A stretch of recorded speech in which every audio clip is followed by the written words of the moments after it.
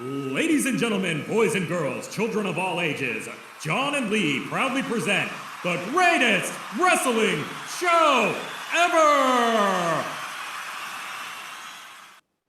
Okay, guys, so we're into episode 6 of series 2, and I think this is the first match between two now deceased opponents. Am I right in thinking that? Oh, crikey. Yeah, I think you're Quite right. a few where, oh no, Warrior Andre, they're both dead. Oh, yeah. The others within the match aren't all dead, but they were.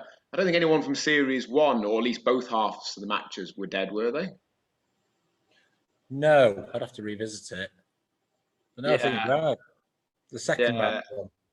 I'm fairly sure no one in series 1. There was obviously individual people that were dead, but no, both halves of the match. Andre versus Warrior. That was really a bit of a cheat on our part, wasn't it? To be honest. Yeah, but that's a potential idea for season 3 or 4 there. Oh yeah, what, dead people? Yeah. Brilliant. I like it. That sounds like a cracking idea. Are we going to get like season after season, just that it gets a little bit weaker as a concept? Yeah.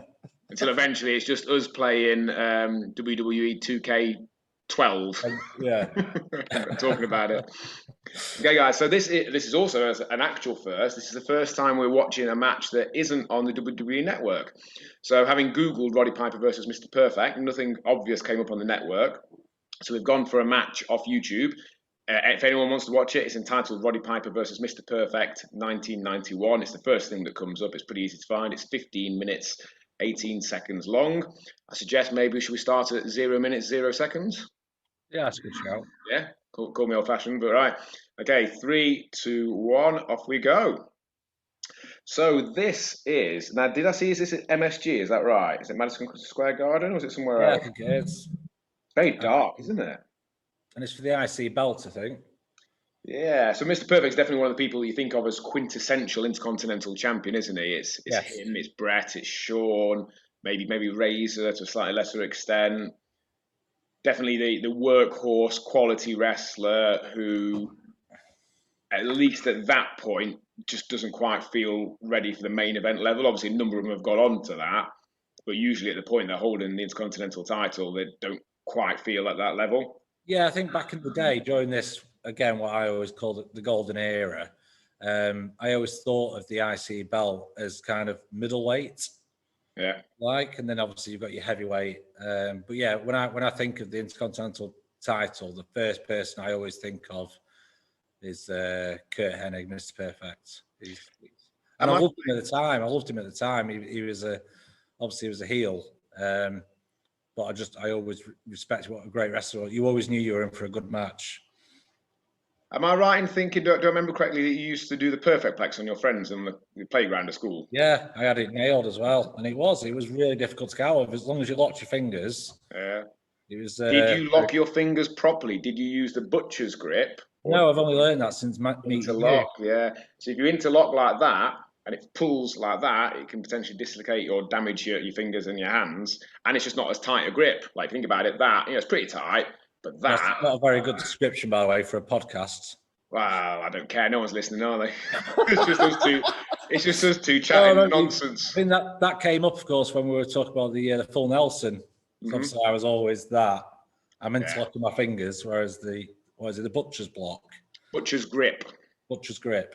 Yeah, I think it's because of like a butcher's hook is again. I'm demoing my hands. No one listening can see that. Imagine what a butcher's hook looks like. You hang a pig's carcass from in a butcher's. It's a hook shape. Your hands are hooked there. You also refer to a butcher's hook in wrestling as well. So when you grab something like that, that's a butcher's hook. Right. Roddy Piper, one of my favourite wrestlers of all time. I just love everything about the guy. I love the fact that as well that you read anyone's biography or anything that mentions Roddy Piper, if they were ever out in a bar and someone would happen to mention wrestling being fake, they'd know, anyone that was with Roddy would kind of put their head in the hands and know that shit was about to go down. He'd basically batter them. I've heard that, yeah. I've heard a number of quotes from him which supposedly prove that wrestling is real, but they're just it doesn't actually make any sense. I remember one I've read a couple of times where he talked about Bruiser Brody getting stabbed to death in the showers by Invader One in Puerto Rico, and he uses that as a reference to prove that wrestling is real. But that's an unrelated event. It's something that happened outside of the match. I think he says something like, there was this guy that got stabbed to death in a shower because he refused to take a dive in a match. Tell me about what part of wrestling is fake about that. And it's like, well, you're right. He didn't. His death was not fake, but it's not related to the legitimacy of the match. I think I've actually seen this match, so I don't know if it's done it before, but I've just seen the bit there where Roddy kind of mimicking Kurt by spitting out the chewing gum and going to volley it away with his hand, and he misses. Mm-hmm. Yeah, I'm fairly sure I haven't seen this, but I fell flat on its arse, that one. So just referencing back there to people sort of trying to prove the legitimacy of wrestling, you hear some older stories still, not particularly from the 80s, perhaps from a little bit further back, where people did some really horrible things to try and prove that they were genuine tough guys and that wrestling was real. I've heard of people, when challenged in a bar about the legitimacy of wrestling, to hook out someone's eye, to poke the finger into the corner of the eye, round the back, and hook it out. And then when it drops to the floor, to stamp on it, to then obviously make it unreturnable, which is just assault of the highest order. When, whilst the person making the claims about wrestling's lack of legitimacy might be doing it in a way that is maybe annoying to that person, they are fundamentally correct. It hasn't been real, legitimate sport for approximately 100 years, so no one that ever did that was actually taking part in a legitimate wrestling contest as part of their chosen career. Did you happen to look when in 1991 this match is? Did I look what, sorry? Did you happen to see when in 1991 this match is? I didn't, but let's have a little think about time frames. But So, think, because I know SummerSlam 90, which is of course August, I know Mr. Texas Perfect, Tornado. he dropped the belt to Kerry Von Erich, And I think Kerry Von Erich only had it for a handful of months, and then did Perfect. He dropped it to Brett at SummerSlam 91. So I think he's probably holding it from maybe right at the start of 91, if not fairly early on, maybe January, February, through to SummerSlam. So you're looking at approximately the first half-ish of the year that this would be the match. That makes sense. Of course, Roddy Piper did hold the Intercontinental title only the next year. He won it from the Mountie at Royal Rumble, if I remember correctly, and then lost it to Brett at WrestleMania 8. The only title that Roddy Piper held in a major promotion. Yeah. Amazingly, to a star of that magnitude, you'd assume that it had more, but perhaps, as a lot of people say of certain wrestlers and characters, they don't need the belt. He's perhaps someone who wouldn't necessarily have benefited from it as much. He had his own place on the card and in the show, and that place wasn't necessarily being a champion. And traditionally, WWF in 1991, he doesn't feature often. I think he'd been off making movies, hadn't he? He'd been making Hell Comes to Frogtown, They Live. Yeah. In some ways, you could argue that he's one of the more successful wrestlers turned actors, at least of that generation, in that the films he appeared in, whilst there weren't a massive number of them, were somewhat successful. They weren't box office flops like, some Hogan's were and what have you. He actually was in genuine movies and was somewhat well known for doing them, as opposed to just being a wrestler. Well, yeah, I mean, They Live, obviously, John Carpenter is a master of his genre. If you're honest, it's a bit of a cheese fest if you watch it now, but it is what it is. It's one of those movies, I would say, if you go into it with the right attitude, knowing what you're going to get, you can thoroughly enjoy it. I'm not sure if I've actually seen it, or maybe I did see it like 25 years ago, but I can't particularly remember anything of it. I might have to look back at it. Or An Airplane Spin There, that's a classic movie you don't see anymore, is it? It's one of those moves that looks like it either hurts or has the same effect on the person giving it as the person receiving it. That's what always threw me, because obviously, we always obviously doing it to try and disorientate their opponent, but surely you're just making yourself dizzy at the same time. I suppose if it was a legit move, you probably would become less dizzy because your head is at least staying central and just rotating. Your opponent's head is turning in a larger circle. But as you can see, Roddy himself fell out the ring there, supposedly discombobulated by the move. It's a bit like people like Chris Benoit's diving headbutt. That always looked like it hurt him more, or would do, if it was a genuine move. It's got to hurt. It's got to hurt both involved. Yeah, if you're headbutting someone's head, you could argue it would hurt similar. But if you're headbutting their shoulder area, which it normally did, that's going to hurt you more, surely, because you can get hit pretty hard in the shoulder and it not hurt. When someone dead armed you at school, it hurt, but it didn't really make much difference. If they punched you with the same force in the head, it definitely hurt a lot more. So who out of these two do you reckon's got a higher rating out of 10 on Cage Match? Got to be Mr. Perfect, surely. Yeah, it's probably closer than you think, though. Yeah, again, I think most people rate Roddy Piper. They appreciate perhaps wasn't as good a technical wrestler as someone like a Kurt Hennig, but I think the majority of people that rate people on a site like that would rate him for his overall abilities. 8.49 out of 10, and Mr. Perfect 9.32, which again is one of the highest. So he's higher than Kurt Angle, is he, Mr. Perfect? Yeah. The interesting thing you get with a lot of wrestlers from this era is actually you can't think of all that many quality matches. So, Mr. Perfect had some quality matches, the ones against Brett, both at SummerSlam 91, King of the Ring 93. What else was there? The Hogan one on Saturday Night's Main Event. But I could probably struggle to get past about 5 quality matches I could think of him. Whereas someone like a Seth Rollins nowadays, you could think of dozens and dozens of brilliant matches he's been in, but perhaps not rated in quite the same way. Yeah, I think there's an element of that though as well, that obviously these days all televised matches are superstar versus superstar. Yeah. Whereas obviously back then, you only ever really saw them fighting jobbers. Yeah. And, it was only really main events when you'd see them coming up against other superstars. And obviously people like wrestlers like Hogan, you only ever really saw at the main events. Of course, yeah. And just less main events, less pay-per-views at this point. Is there even 4 pay-per-views per year at this point? There is 4 at this point, yeah, and obviously the occasional Saturday night main event. So you're going to struggle to get many quality matches in a year compared to nowadays. Every month you, in theory, have the opportunity to have that many quality matches on TV. Yeah. It's interesting you hear a lot of either older wrestlers or maybe older fans as well talk about kind of the changes to modern wrestling compared to then. And one of the things that some people don't like is that people can't call a match nowadays. So they can't just go in and wrestle a match. They have to plan a high proportion of the spots. But to me, that's completely understandable. The main difference being that everything is televised now.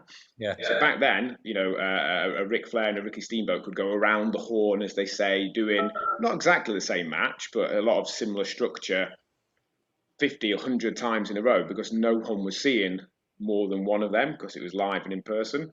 Yeah, now, exactly. If Dolph Ziggler and Seth Rollins had the same match on TV as last time, then everyone would know immediately. And there's only so much variation you're going to get by calling it in the ring. Having an element of a plan at least allows that wider variety, which is what the modern audience really expect. Yeah, a sitting champion could go from town to town and drop the belt to the same opponent for weeks in a row, I'd imagine, up until the point where that match might be televised. I think that's part of the reason why I've never massively enjoyed Ric Flair's work. I'm not saying he's not great. I'm not saying he's not an all-time one of the best ever. But I remember watching the Best of Ric Flair DVD and just thinking they all seemed very similar. It didn't have the variety in there that some of the wrestlers from 10 or 20 years later did. But again, it's a product of its time. If I was watching at the time, I was watching in the mid-1980s, I probably would have thought he was the greatest thing ever. My biggest thing with Ric Flair, I'll say it time and again, is he was a master of making his opponent look good. Yeah. And that's what I always respected about him above all else. I find it interesting in general, as I get older, you see a lot of people of your same age and what have you. I think generally there's a temptation to think the version of anything that was when you first got into it was the best version. So I know a lot of people our age who think that wrestling in, say, 1990 or 95 or 98 was the best version ever, and it pales in comparison nowadays. Same with their preferred music and films and what have you.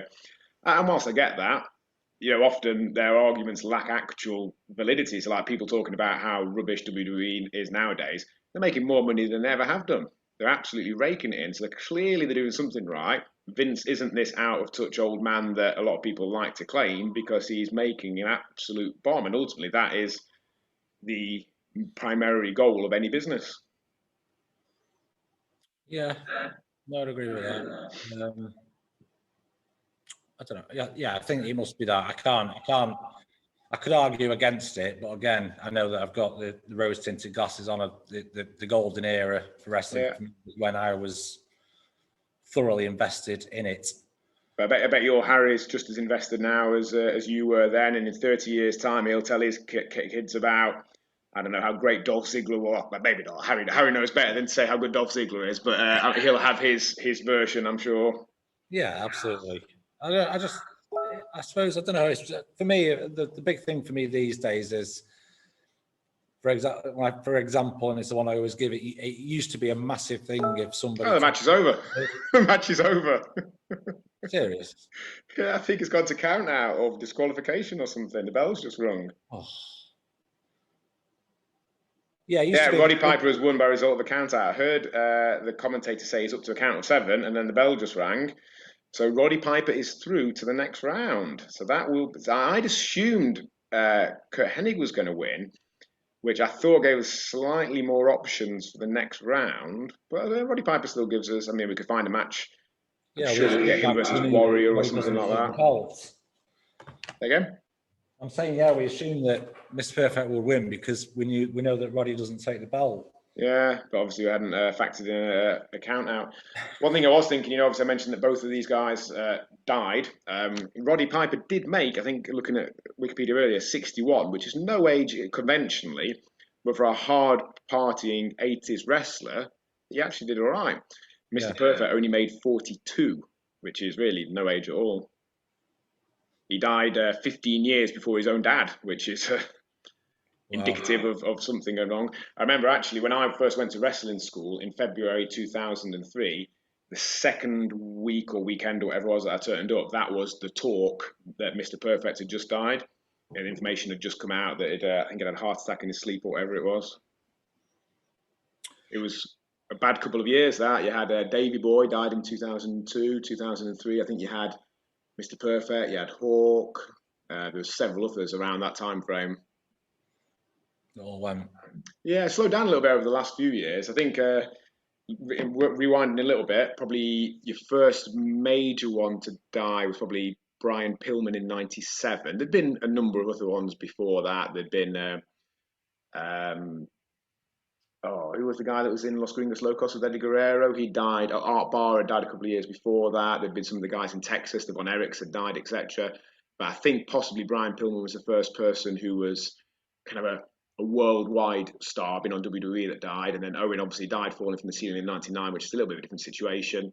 But then from 2003, 4, 5, 6, 7, it just seemed to accelerate. I think in that time frame, you're probably looking at 20 to 30 fairly well-known wrestlers that died. It has the highest percentage of early deaths than any other profession. Oh yeah, but by miles. I've seen stats on it. I can't remember what the exact stats are, but you're something like 20 times more likely to die young if you're a wrestler in the 80s and 90s than if you're in a conventional job. Yeah. I think it's definitely slowed down. I think people are a lot more, I think attitudes in society have changed in general. I think people are a lot more sensible on average. It's quite interesting hearing Undertaker recently commented saying about a change in the locker room since he first got into the business. Yeah. How men were men back then, and nowadays they just play video games in the locker room. And back then, some of them carried guns and they sorted out their business and all this. And I get what he's saying, but so what they've actually got nowadays is you've got a lot of happy family men who are happy to play video games when they're on the road rather than cheating on their wives and taking drugs. Or looking after themselves. And yeah, does that make them less of a man than the guy that cheated on his wife, took drugs and died aged 42, leaving the kids without a father? Yeah, exactly. Yeah, I'm not convinced. I think that as well of people when they talk about celebrities from like the 60s and 70s and about how they were real men, and it's like, well, it's come out since then that he slapped his wife around, he drank every day, like, I'm not putting him down, but I'm not sure that's the quality of man to hold up just because he played a tough guy in some films. Yeah, exactly. I suppose what's your definition of a real man? Is a real man Yeah. somebody who looks after his family and himself and wants to provide, or someone who can, like you say, just Play a tough guy in a film. mistreat themselves and everybody around them throughout their entire career? Right, let's have a look then at what we're going to do for next week. So, Nice. right, who have we got left? So we've got Sting. I don't know if you saw, Sting had his first match on Sunday for about 5.5 years. Did you see that? No? So Sting signed with AEW, which I think you're aware of them. It's kind of the secondary Yeah. promotion in America now. And he had a tag match. It was him and Darby Allin versus Brian Cage and I'm actually not sure who the other one is. I flicked through the highlights on YouTube last night. It was one of these cinematic style matches. So it's obviously been filmed in chunks, in sections, and a little bit similar to maybe AJ Styles versus Undertaker last year, but even more cinematic. Like, it's clearly not, it doesn't look like it could possibly have happened in order. And there's a number of those like camera angles where it's like, well, that just is clearly filmed like a film. But yeah, Sting's first match since his match with Seth Rollins at Night of Champions 2015. That's quite interesting. They had a big debut as well. So they've recently signed The Big Show and then had a big debut on Sunday night, which turned out to be Christian, only a week or two removed from his reappearance at the Royal Rumble, which is very interesting. Okay. Right, so speaking of Christian, we could try and get an Edge match in, or, I mean, who are we going to get Edge in against? We've probably got an Edge versus Chris Jericho somewhere, I'd have thought. Or who's Sting going to go against? I mean, that's the question. You could probably do, let me think. You've got Sting, Scott Hall, Goldberg, and Kevin Nash were all in WCW at the same point. So you could probably make any combination of that for work. So We've got a Sting versus Scott Hall from WCW Uncensored 1998. Is that that was Sting as the world champion, having had it confirmed in his rematch with Hogan, and Hall as the winner of the previous year's World War III pay-per-view. I don't know if that's a particularly great match or use of either of them. Okay. I'm tempted by Scott Hall as Razor Ramon versus Kevin Nash as Diesel from SummerSlam 94, because that's very much Diesel on the ascendancy, having only a year before debuted as Shawn Michaels' bodyguard. He's had a good showing at the Rumble earlier on, but he's only really starting to come into himself in what, looking back, was his breakout year. So do you think Diesel versus Razor Ramon, Shawn Michaels in Diesel's corner, SummerSlam 94 maybe? Sounds good. Let's do it. I'm sure we could then make Goldberg Sting work. I'm sure Goldberg and Sting had at least one fairly major match in WCW. That could be the week after, perhaps. Sting's fought everyone, hasn't he? Apart from Chris Jericho, it would seem. Probably. You'd think so. I mean, the only thing with Sting and Goldberg is they were primarily faces around that time. They were both in WCW, which limits their options. I'm pretty sure I have a vague recollection of one match, but I reckon Diesel Razor, SummerSlam 94. So you'd missed that, wouldn't you? Because you switched off after WrestleMania 10, didn't you? Yeah, so around that time that's the sort of time when I might have probably been aware of what was going on and keeping my eye in, but not fully invested. I'd stopped playing with figures as well. There's no Hulkster. It was all over for young Lee. I think this is around the time as well where I was keeping it a secret that I was still playing with wrestling figures as well, because I was obviously pushing 15 at this point, and probably not the coolest hobby to still be maintaining. I look back at some of the things I used to still like when I was, and I now realise in retrospect, I don't know if I was just a bit older when I still enjoyed them, or if kind of everyone did and no one kind of mentioned it because it wasn't cool. I'm fairly sure I remember watching Rugrats on Nickelodeon when I would have been, I wasn't 10, I was maybe like, I mean, we had Sky, so I was at least 15. Oh no, I was watching Rugrats right up until probably even when I got with Emma. I'm sure I used to watch Rugrats with Emma on a Saturday morning. Okay, that makes me feel slightly better. Rugrats is a great show. That's good then. And there was, but to be honest, I think they knew that anyway. I think there was intention in there because there was definitely jokes in there that only grown-ups would have got. That makes me feel a bit better about liking Rugrats. Yeah, when I said liking, I still watch it every day now. That's kind of what I was bringing it around to. It's a great show. Okay, on that bombshell, we'll leave it till next week.